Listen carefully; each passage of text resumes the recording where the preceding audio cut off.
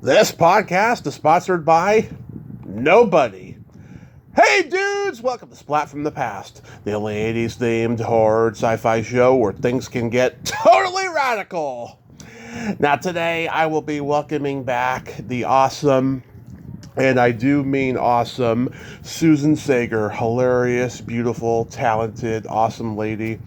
And it's going to be a great conversation. We're going to nerd out on the entertainment of our youth, film, television, music, and so forth. And it's going to be a great conversation. I can't wait.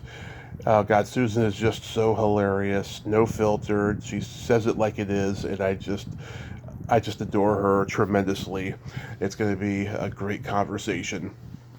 Also, rest in peace, Terry Carter, who played Colonel Ty on the original Battlestar Galactica, and he did so many other classic TV shows like McCloud and Sergeant Bilko, and classic movies like Benji, Foxy Brown, etc. That's sad. He was very groundbreaking in his day. Rest in peace, Terry Carter. So yeah, here is my interview with Susan Saiger. My new interview, I should say.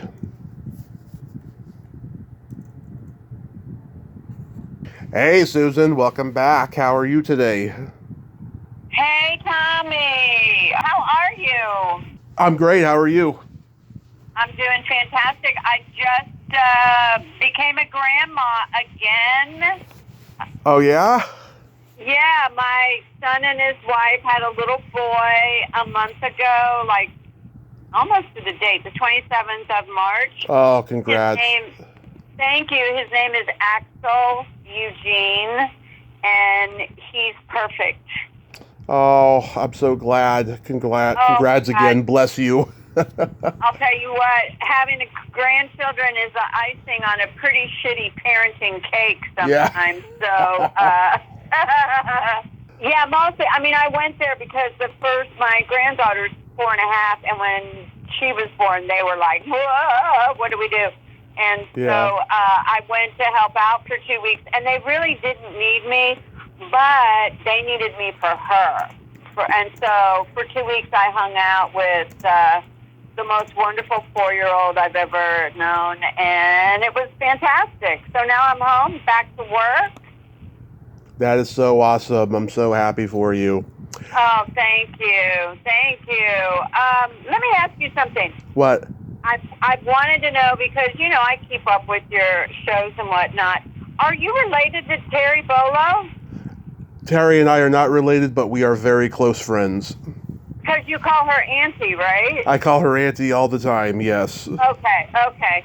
I love her. She's fantastic. I do too, yeah. I wish I could go out to LA if I wasn't so fucking broke. I'd love to see her. It's been 5 years since I've seen her in person. So, oh, really? Yeah, maybe eventually I'll get to. Yeah. So, going back in time, do you remember the first movie that had an impact on you as a child? Probably The Wizard of Oz. Mm-hmm. But as a teenager, Harold and Maude. Yeah, I love that movie. Fuck yeah. I mean, even to this day, I say I'm 80 and out, and I will start collecting whatever drugs I need to collect. Yes. To ensure that happens. But yeah, Harold and Maude to me was, Cat Stevens' music is just flippin' iconic, and just added so much to that movie, I thought. And it was just, to me, a perfect movie. Yeah. And if people listening don't know, definitely, it's in the archives. You can still get it. It's a must-see. Yeah, Harold and Maude was shot in my hometown, San Mateo, and all over the place. Like, I know every area really? It was shot. Oh, I know every single inch of that movie where it was filmed and everything. Oh, wow. Well, I went and saw the play last year, and it was really good, but, you just can't compare. No, never. Yeah, Back to the Future was the first for me. like, I've always had that fantasy of going back in time and seeing my parents in high school and finding out why they're so fucked up and I'm so fucked up. You know, it's always been a special movie to me. Well, me too. I love that movie. I mean, the whole series, but definitely the first one for sure. And I have to tell you, when we moved back to LA in 2012, my daughter was a freshman in high school, and she had never seen the movie. And they were showing it at North Hollywood Park, like outside on a blow-up screen, you know, with popcorn. And I took her to see it. And of course, you know, who doesn't love that movie? Oh, absolutely, absolutely. Years later, I met, well, not so many years later, sometime in the 80s when I was wild in Hollywood, I got to go to Christopher Lloyd's house. Oh, yeah? How was that? To a party, and I can't remember, you know, because I was probably high as, you know what. I can cuss on this show, right? Fuck yeah, you have many times. Yeah, I was high as fuck, so I couldn't tell you where it was. But what I can tell you is there were no right angles on the property. Not outside, not inside. There was in the hallway like a little cave that you could like crawl into and sit.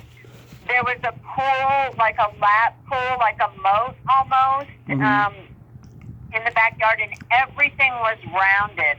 All the windows, all the doors, everything. There was not a sharp angle anywhere in that house. And I'd love to know, like, was he afraid of right angles? I don't know.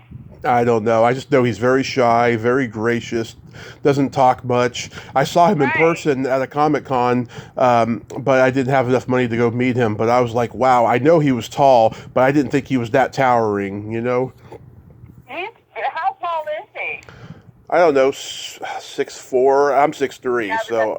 I was going to say, yeah, I just remember him being very, like you say, very soft-spoken, very gracious, welcoming. You know, I was with a friend who was good friends with him, and she brought me there.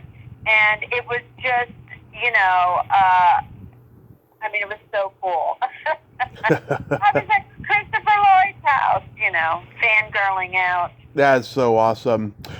So what genre did you gravitate toward the most growing up? And by growing up, I think I had different phases.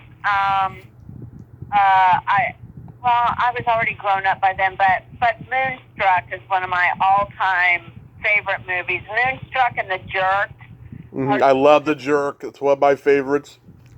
Right? Yeah. I mean, anytime either one of those are on, if I'm flipping, you know, through channels or whatever, I will watch it, no matter if it's the last 10 minutes or right at the beginning. I mean, I just watched Moonstruck like a couple of months ago, and I don't know, made me happy.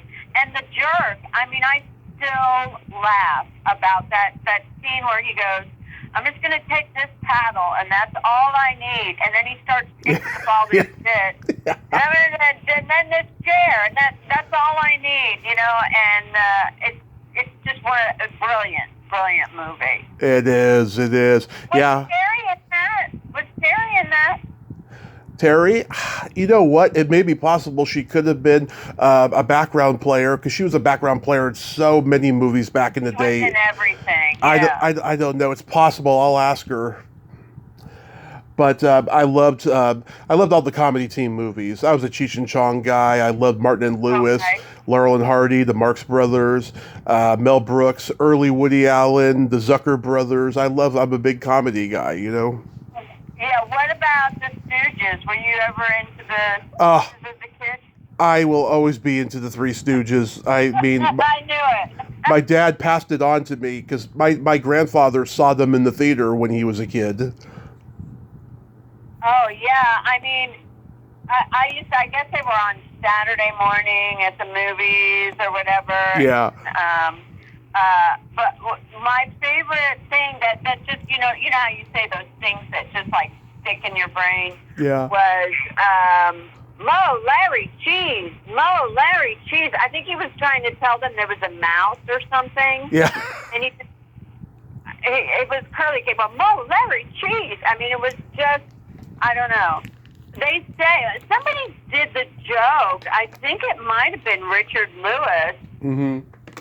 that, one of the main differences between men and women is that men like the Three Stooges and women think they were stupid. Yeah, well, a lot of them did, but I've met met women who love the Three Stooges too. Of course, but I can't remember what comic said it, but it was a really funny, funny joke. It sounds like a Richard Lewis joke. I liked all those. The Graduate also had a huge impact. One of my top 10 favorite movies of all time, and I've always loved older women, so I can relate to it. There you go. See, we have very similar tastes. It's so funny. Yeah. But I remember I was too young to go see it because, it was before, PG-13 and R and all that stuff. But my parents didn't want me to go see it, and I snuck out to see it. And I was not disappointed. How old were you? Oh, God, I don't know. Do you remember when it came out? It came out in December of 1967. So I was almost 13. Okay. I was probably 13 by the time I saw it because I was born in January of 1955. Okay, 12 and a half, 13, yeah. My mom was born in February of 1954. You were? My mom was born in February of 1954. Oh, I was going to say, my God, Tom. I was born in June of 1983. June of 1983. I'm trying to think, what was I doing in June of 1983? Probably dating Robert Beltran.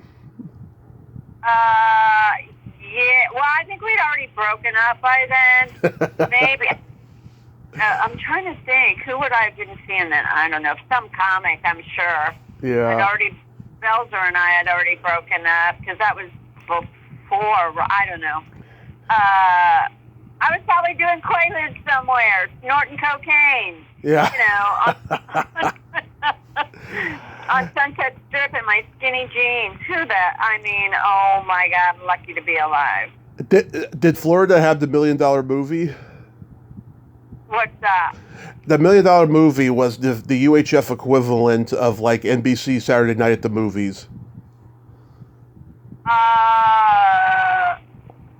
Yeah, I went to high school in Dayton, Ohio. Yeah. So yeah, all of that stuff, and Elvira. But although she was much later. Yeah. Was it Dr. Demento that was before that? He was on the radio by the 70s. Okay. Yeah, because I graduated high school in 72, so I'm your mom's age. Yes, you are. Wow. Yeah. That's crazy. We had all these local UHF variations on the $1 Million Movie in the Bay Area, and I'd see all the classic movies on there and stuff. The War of the Worlds, Houseboat with Cary Grant, What's Up, Doc, Right. which is one of my favorite movies of all time. Great movie. It is. Were you into James Bond? Not so much, and years later, I did work with Sean Connery. Yes, on the Presidio. Exactly. But, I remember seeing some of the movies, like Goldfinger, Mm-hmm. and, I can't remember the names of them. But, yeah, but I wasn't like a huge fan, Yeah. I was more like into the comedies and rom-coms and, girly stuff. Yeah, it's funny. Back then, it's like girls, didn't have much access to guy stuff like they have today. It seems like girls today are more into horror and sci-fi than they ever have been. Oh, both of my daughters totally into it, and they'll filter movies for me. They'll go, "Ma, you wouldn't like it," or watch the first 20 minutes, then go to the bathroom for 5, whatever, to kind of protect me. I'm one of the few people who never saw The Exorcist. Oh yeah? Never, not to this day. I have never seen it. But my dad and my stepdad both saw it in the theater when it first came out. There were kids there vomiting. It was that scary. Of course. I mean, now we're used to like all this, high tech and AI and stuff, but that shit was scary because that was like in your brain kind of scary. Right. Even Halloween, I never saw. But I think Jamie Lee Curtis and I are the same age, or close anyway. Yeah. Yeah. And I hate Carrie Fisher. We talked about that. Yeah. Yeah. Well, somebody was asking me about her recently, and I can't remember why. But anyway, if I think of it, I'll let you know. How about Disney? I'm sure you remember when Disney World opened in Florida. I was there the first weekend. Uh-huh. My dad took me. I think I was like 16, I want to say. What year did it open? 70? 71. Okay, so I was 17. No, 16. That's right. I was 16. Mm-hmm. And I mean, it was unbelievable. Of course, I love Space Mountain, but the submarine, which isn't even there anymore, that was the one that stuck in my brain.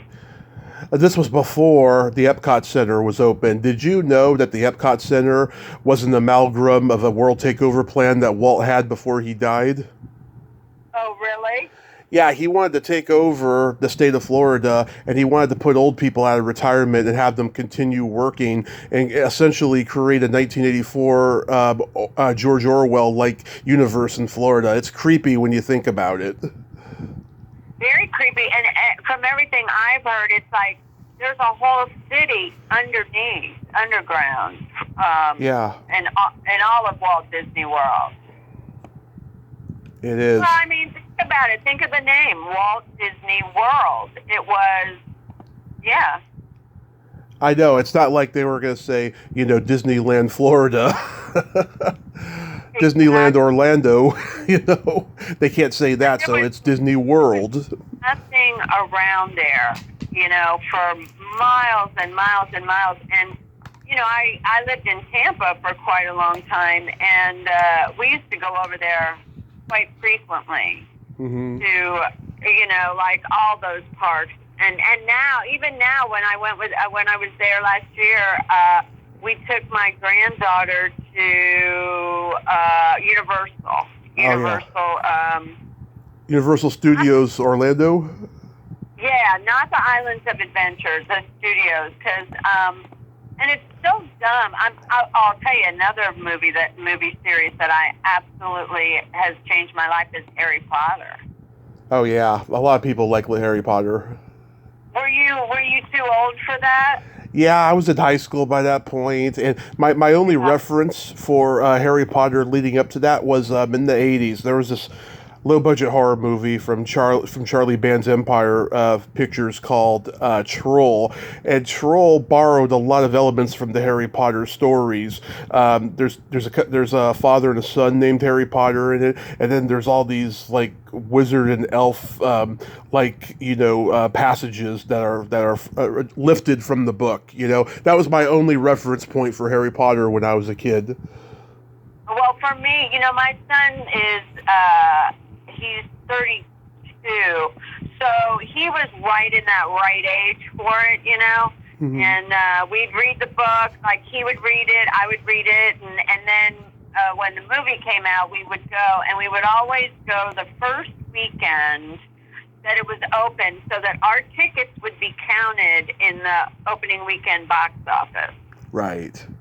Yeah, because even though I wasn't living out, in LA anymore, I still, that was my, Hollywood connection. I still wanted, Yeah.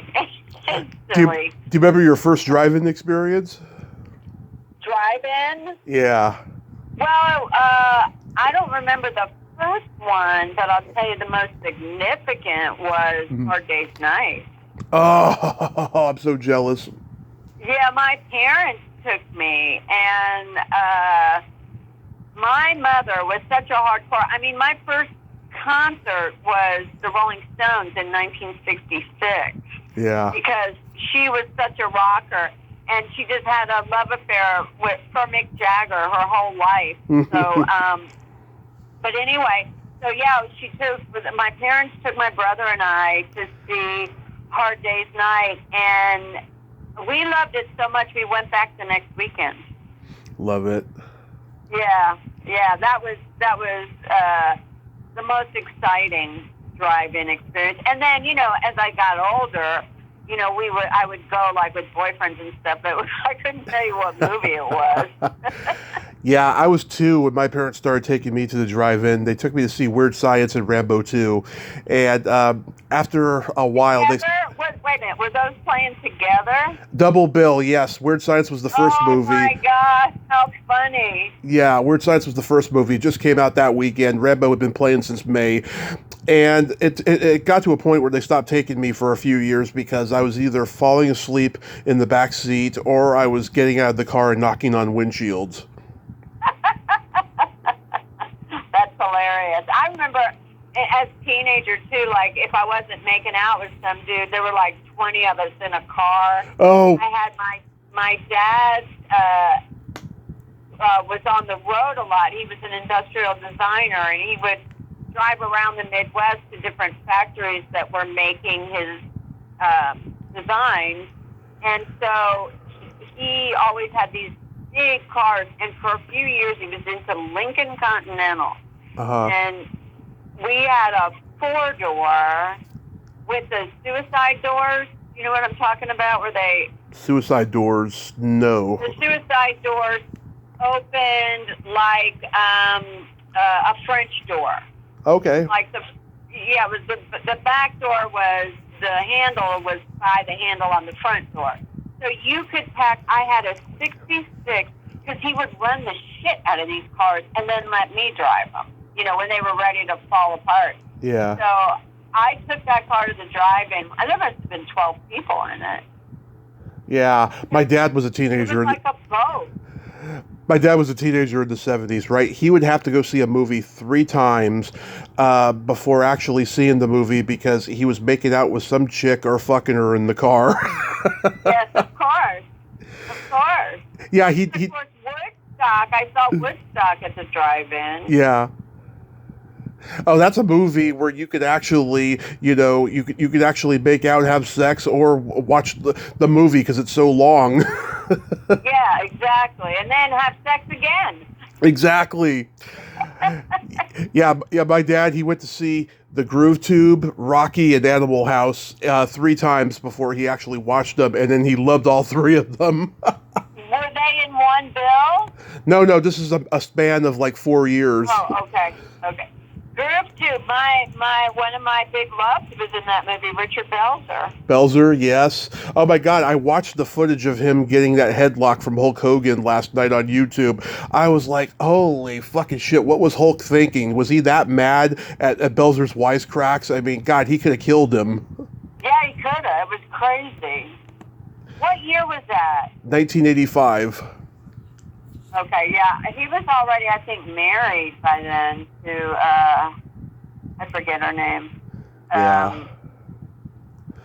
I forget her name. Anyway, he married, he started dating her after we broke up. Yeah, oh my God, that was just crazy. I mean, he's got him in the headlock, then he drops him to the floor, and it's not like a wrestling floor, it's like a hard wooden floor, and the next thing you know, blood's pouring out of his head. I mean, God, it was dark. I mean, really fucking dark, And if that was nowadays, Hogan was pretty dark. If that was nowadays, they would stop filming. Right. Well, somebody would have it on his cell phone, though. Yeah, of course. Because everyone's got to gossip about everything. Of course, yes. Did you grow up on like all the old classic TV sitcoms? Yeah, I remember watching Bewitched, and we only had a black and white TV, but my friend had a color TV. So she told me what the color of everything was. So we'd watch it together. And Patty Duke, that was one of my favorites growing up. I mean, I was really little then. We were still living, I was born and raised in Miami. We left there when I was 10. I was still in Miami with that. Yeah, I mean, I was a total TV person. I mean, I thought I was that girl. Yeah. You know, I thought that was going to be my life. I had the dark hair and, you know, the whole thing. And it ended up kind of, you know, my story of how, you know, eating my own stuff kind of was like that. I was, you know, performing, I think I told you before, with a group, and somebody just pointed and they needed to recast the part because Betty Thomas, who was on Hill Street Blues at the time, was supposed to play it, and she had to go do exterior shots up in San Francisco. So they had 3 days to place her and replace her, and the AD came to the Comedy Store and kind of pointed to the stage and went, "That girl," and I got the audition and got the part. Wow, that's awesome. Yeah, I mean, right? That was really living my, you know, my best dream. I mean, I watched Nick at Night and TBS Superstation growing up, so I watched all of my parents' shows that they grew up on, like The Addams Family, The Munsters, Batman, The Monkees, Get Smart, Gilligan's Island, F Troop, all that stuff.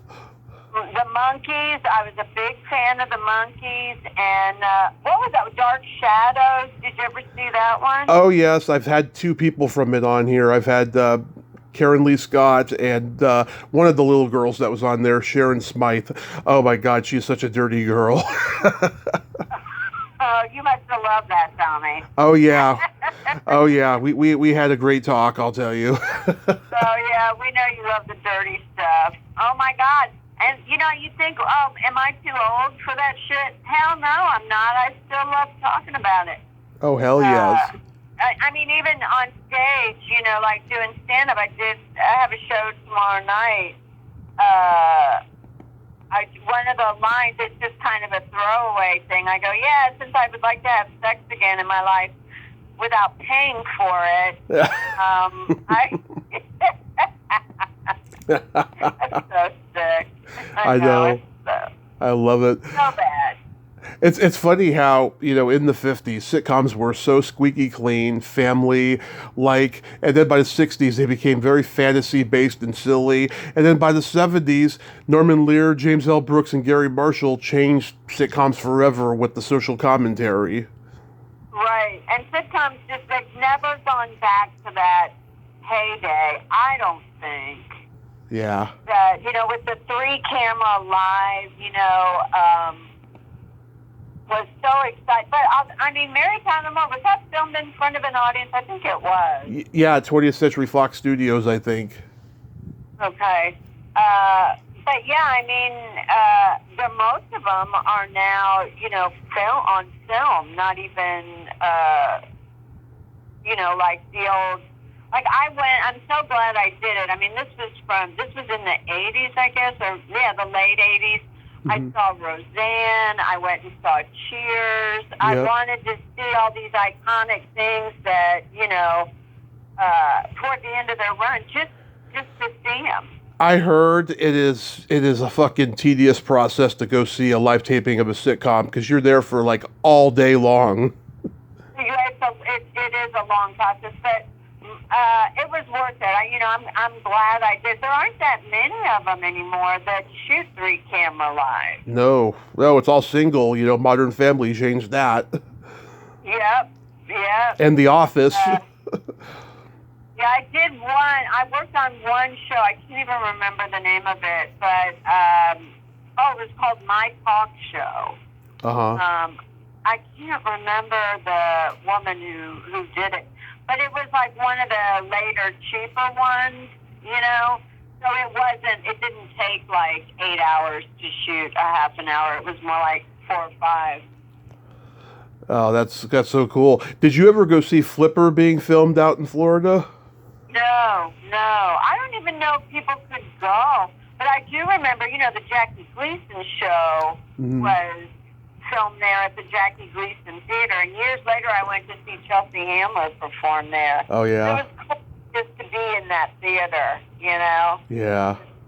So iconic. How about Western shows? Well, Bonanza I watched. Whatever the one was that was advertised by 20 Mule Team Borax, which was some kind of soap or detergent or whatever. Might have been Wagon Train. Okay. Might have been. But, I mean, the one I remember the most was the Bonanza. Yeah, my dad used to call me his little Haas cart, right, when I was a kid. How cute. Yeah. That's so cute. And I love, like, Lost in Space was a great one. And when you look at, like, the electronics and what they have, it seems almost primitive now. But we thought, that it was the coolest. Yeah, the Virginian. I got to talk to James Drury a couple weeks before he passed. Oh, wow. Yeah, you kind of tell that he knew that was his last interview. He took it over completely. He tried to end it 3 times, but me and his assistant had already planned on 30 minutes or so, and he kept trying to end it before the 30 minutes. But I got some good stuff out of him though. We talked about Sam Peckinpah and others and Elvis and stuff. Yeah, so it was good. Go ahead. Yeah. How about the variety shows? Oh, Cher was my favorite, of course. Sonny and Cher, I mean, for me it was all Cher. Yeah, I watched all of them. Carol Burnett. Mm-hmm. That was the one with Harvey Korman and... Tim Conway. Yeah, Tim Conway. 2 of the funniest fucking men that ever were, Yeah, Lyle Wagoneer, who of course did Wonder Woman later. That's right. And which one? What was Dabney Coleman on? He was on one of them. I don't know about that, but in the 80s he had Buffalo Bill and Slap Maxwell. Okay, because he too is one of my favorite. Oh, you know what else I had my daughter watch that she had never seen was Beetlejuice. She had never seen it? No. They got a new one coming out. I saw, and I didn't even know that when we watched it. It was just around Halloween, and we were like looking for stuff to watch. And she'll be 26 next month. But I said, "Oh, you got to see Beetlejuice." It scared the shit out of her. Yeah, it is scary. It is scary. I had forgotten that it's because it always seemed just so campy to me. And Michael Keaton was a bartender at the Cafe Figaro, where I worked for 7 years. Oh, yeah. He stopped bartending about a year or so before I started waitressing there.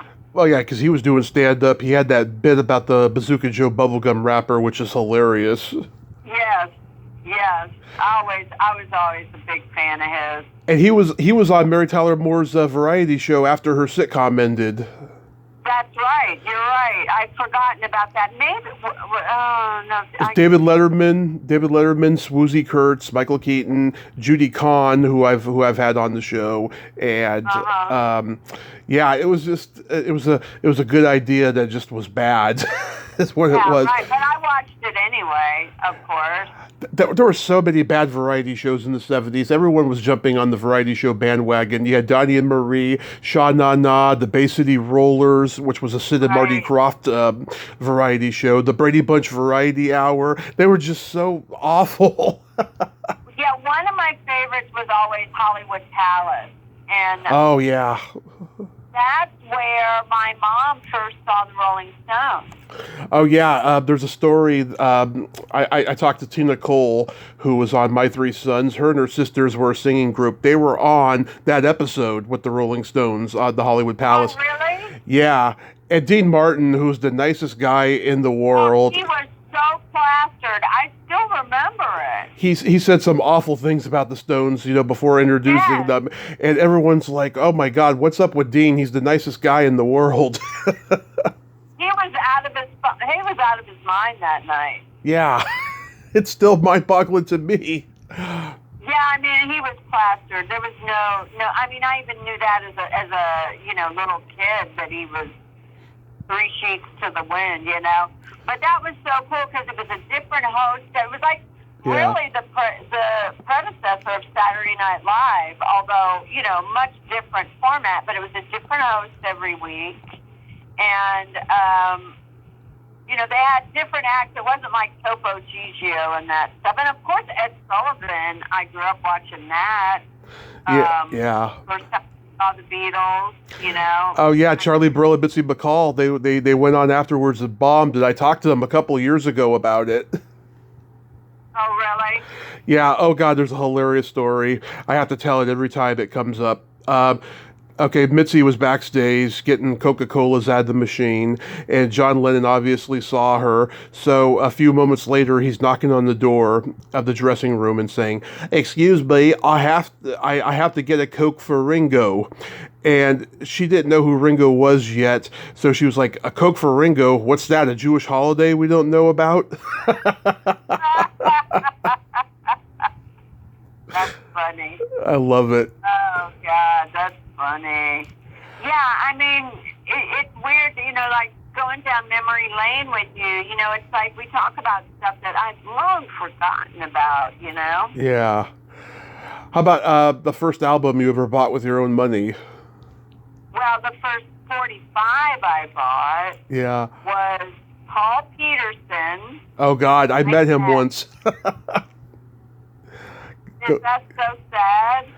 Yeah, I met him when I was 7, and he was doing a meet and greet at our local shopping mall. Me and my mom went over and met him.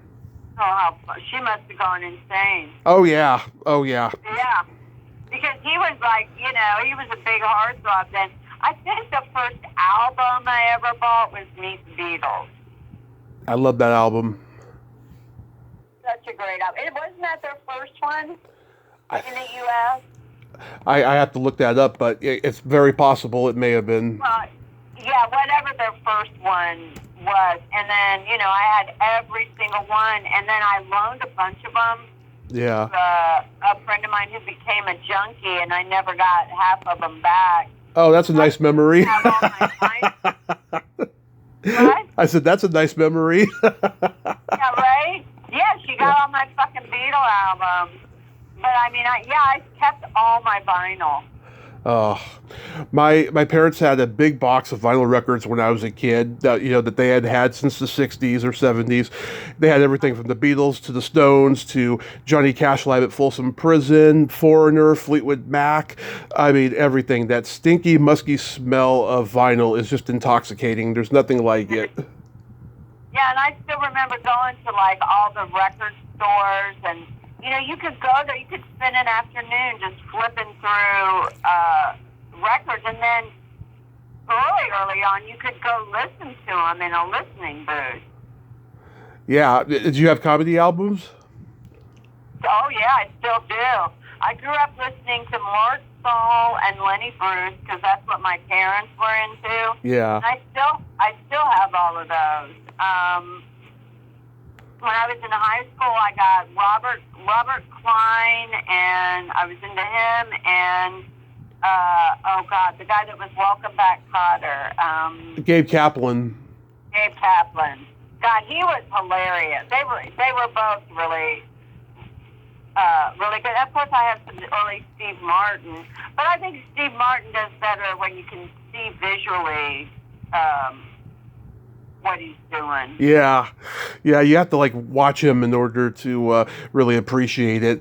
I mean, I've listened to the albums only because I've seen him do that shit on Saturday Night Live, Yeah, but his physicality was just always amazing. Really, really amazing. I'm just trying to think who else, but once I started working at the Comedy Store, I think I stopped, buying comedy albums because I was, inundated with it every night. Yeah. Yeah, I mean, we had Lily Tomlin's This Is a Recording. That's the first one I could remember. Oh, and Danny Kaye. I mean, that goes way, way back. Danny Kaye. Oh my God, I've heard all these stories about him being just an absolute monster behind the scenes. That's what I heard. I've heard that too. But my parents used to go see Lenny Bruce. He used to play the hotels down on Miami Beach, to escape the winters in New York. He was always there. And and my parents would go see him and Mortzall. They were big fans of both. And I remember with Lenny Bruce especially, there was a bit he did about fried chicken and watermelon. And I think he did like a hymn or some kind of set of music. Fried chicken and watermelon coming to carry me home or something like that, coming to take me home. But I mean, it sounds so racist now when you think about it. Oh, yeah. But through my little kid brain, I always thought it was so funny. But, in Miami, it is really the deep South. It's just deeper than the rest of the South. But I remember growing up and seeing, water fountains that said white and colored. Mm-hmm. And going for the colored because I thought it was rainbow water. I remember seeing like a documentary film strip in elementary school about how, Martin Luther King couldn't, drink out of the same water faucet as everybody. It just was heartbreaking, I first became aware of slavery when I turned on the Al Jolson story. And I didn't understand why he was a white man wearing a blackface. And my mom explained to me what slavery was, and I was just like, oh, God, I felt so bad about it. It's horrible. And, it's interesting because, now they're trying to, wipe that out of history. So little kids don't feel bad. But I think it's important to feel bad about some horrible shit that happened. It is. We had Cheech and Chong's Big Bamboo, which is still one of my favorite albums. I still remember every routine. I can quote it and everything. Is that the one Dave's not here? No, that's the first album. This one had Let's Make a Dope Deal and Sister Mary Elephant. Oh, yeah. And Un-American Bandstand. American Band. I remember American Bandstand. Of course, everyone did. That was the shit when I was growing up. That was like, I don't know, it was the be-all, end-all. It ran 35 years. Did it really? Yeah, from 52 to 88, and Dick Clark was there about 30. And he was notoriously one of the cheapest producers that ever worked in Hollywood. Yeah, and you know what? It worked because you see the shows, and it's like, yeah, it's cheap, but it works because he has such an appreciation for the music, and of course, a little bit of arrogant self-promotion on his part, but you like it when you see it, Right, and then he owned New Year's Eve for how many years? Yeah. Those were never the same again after he passed. I still can't get into them when I see them year after year. No, now I watch Andy Cohen and Anderson Cooper. Oh, I God. love watching them get drunk. Two gays getting drunk. That's the night right there. Two gays getting drunk. Oh, that should be a sitcom. Right?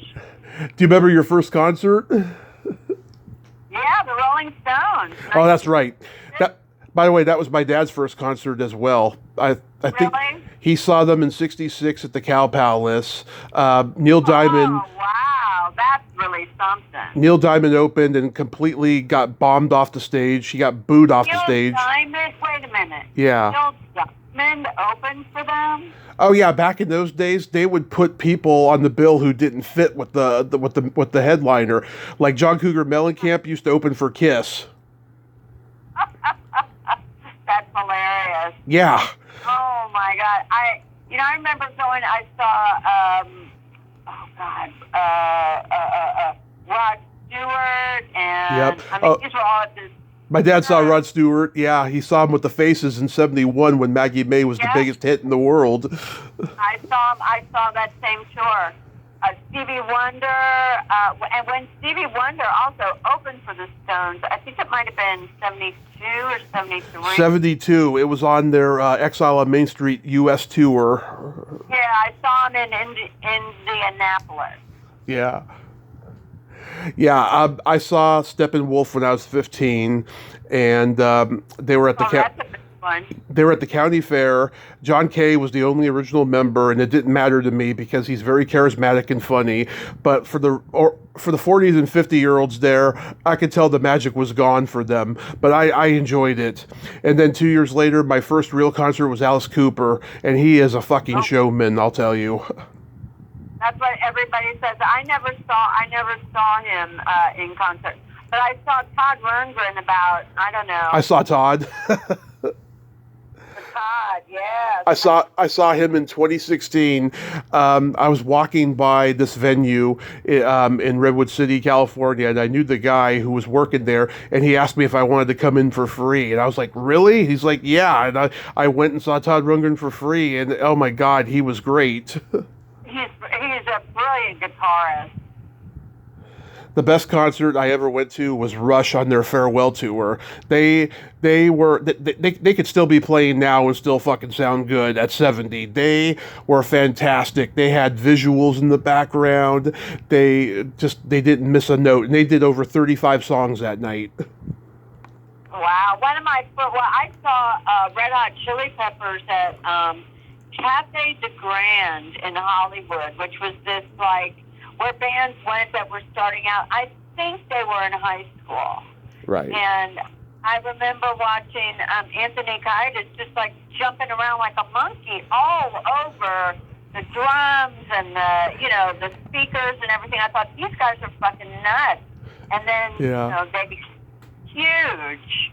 But it's fun to see people, before they were big stars, Oh, yeah. I mean, God, they were pretty wild, and then as they got more and more successful, they became more and more poppy, but yet the funk rap was still there for Anthony Kiedis, the way he sang it, but it doesn't live up to those early records. Those were like party records.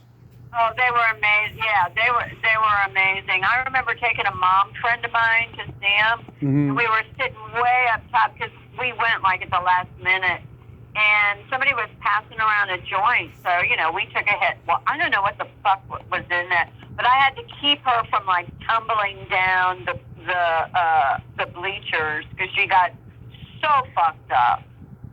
Yeah, oh my God.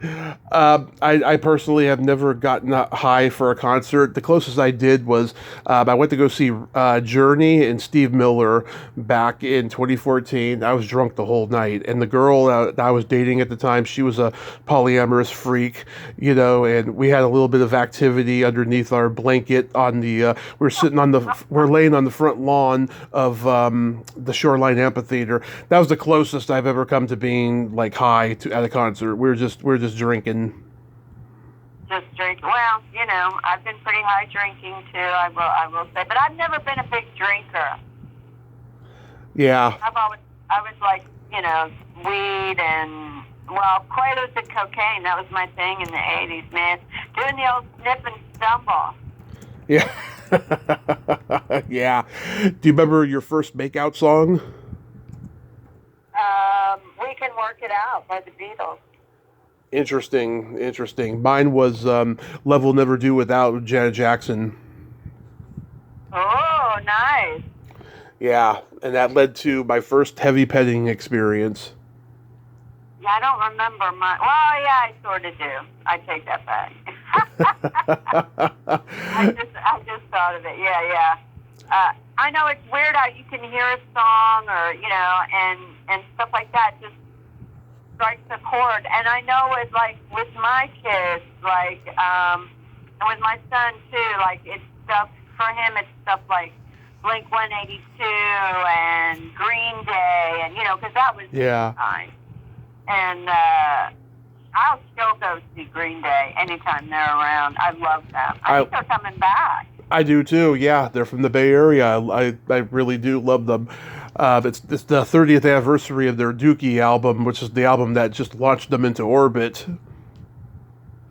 Is it really 30 years? Yep, I was in 5th grade when that album came out. Wow. Now I feel old. I feel old all the time, but it's fine. I'm still. I was really sick a couple of years ago. I didn't know if you knew that. Yes, I did. I was going to ask you how your health is doing. And I'm doing great. I'm in total remission. The only thing I have to still do is I have to do chemo treatments, like every 9 months, to keep me in remission. Yeah. And it's the kind of chemo they give to leukemia patients, so it's not as violent. You don't lose your hair. I'm just really lucky that it worked. Yeah. God, I was worried about you because, I appreciate you and your support of me and stuff, and you're just such a funny lady. It's just like, I want you to, I want you to be around a long time. Okay, I'll be here till I'm 80, and then I'm going out like Harold and Maude. That's You think I'm kidding? I am not kidding. You keep going back to Harold and Maude, the older woman, the young guy, the graduate. Yeah, all of it. And my mother looked so much like Anne Bancroft when the Graduate came out. She used to get, like people go, oh my God, are you, when we'd go places like Chicago or New York or, places that weren't Dayton, Ohio. And because she looked so much like her. Was your mom one of those mothers that insisted that you get on the pill when it came out? Yep. When I was 16, baby, you bet. The sexual revolution. She had a backstreet abortion when she was 16, and she did not want it to happen to me, so she was smart. And I didn't have to with my daughters because they were smart enough to, go to Planned Parenthood on their own, Yeah.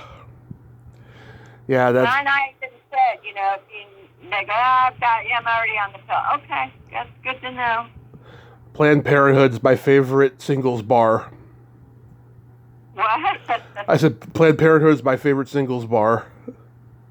Yeah, is it really a bar? No.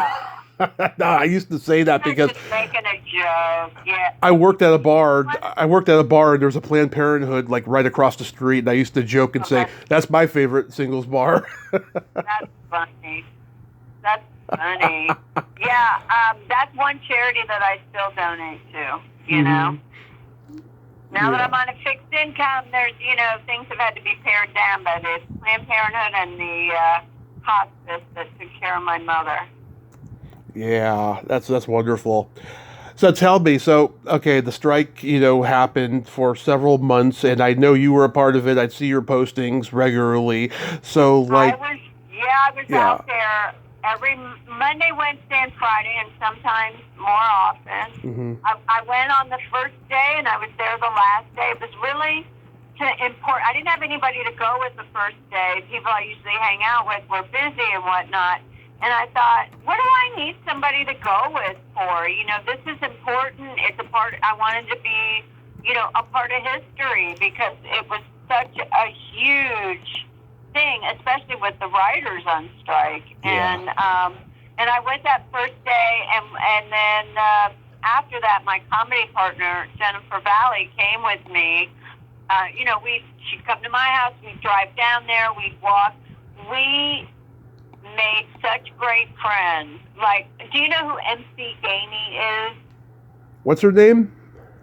His name, MC Gainey. He's been in everything. Look him up. And Con Air. He was, I think, the pilot in Con Air. Okay. The prisoner pilot. He's been in every fucking thing you can imagine. Wow. For years, they played, he was like the king of the strike line. It's hard for him to get around. That man was out there every day. He would stand at the gate. He had his own bench that they brought him every day. I mean, people just love him. They made him an honorary captain, and he would stand when people would try to drive onto we were at Warner Brothers, and when people would try to drive onto the lot, he would stand in front of the driveway and not let them in. Nice. It was just the most badass thing you've ever seen. Just like guys, who's needs a cane to walk and both knees are out and he needs a hip replacement. but he's still a fucking badass. It was amazing. Oh, that's so cool. Yeah, I've been looking up his stuff. Yeah, I kind of know who he is. Yeah, he was in a lot of good movies I love, like Pennies from Heaven and stuff. He was in everything. I mean, he's the voice in Tangled. He was on Lost. I mean, his career is still, Starman, Soul Man, God, An Innocent Man, anything with man in it, he was in. He was in. Yeah, he's in everything. But what a wonderful human being. And there were just, there's this woman. She was a big Broadway star, and she does tons of television and stuff. Her name is Valerie Pettiford, and a black woman, just beautiful. And her hair was, she had this like blonde afro. We would see each other every day and hug. I mean, the feeling of camaraderie on that line was just, I've never experienced anything like it, and I'm really grateful that I was a part of it. Yeah, it was It so... felt very big. It felt very big. Every day we were there, it felt big. Yeah, I mean, it didn't hinder me much as a podcast host because, I talk to people of all different walks of life, not just actors and stuff.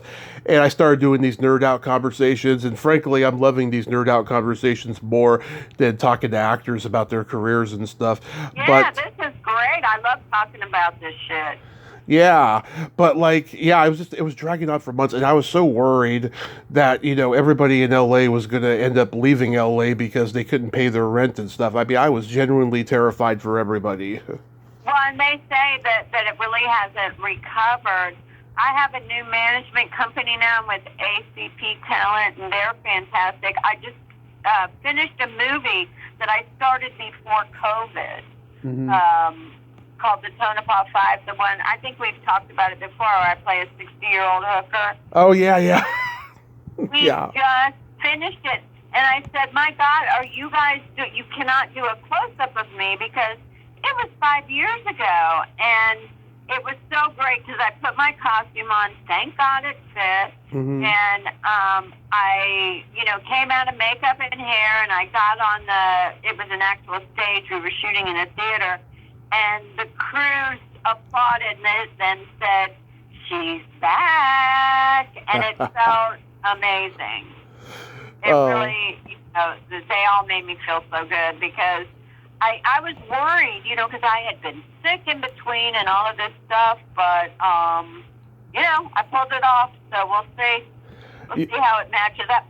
Tubi just bought it. Good. I understand. So, it'll get seen, hopefully. Good, I hope so. Yeah, God, it would be great to see you, play a submissive character again, like in Eating Raoul. Well, this bitch is like, oh my God, she's a town escort in this small, old mining town in Nevada between Reno and Vegas, where there's nothing. I don't know if you've made that drive before, but there is not shit out there.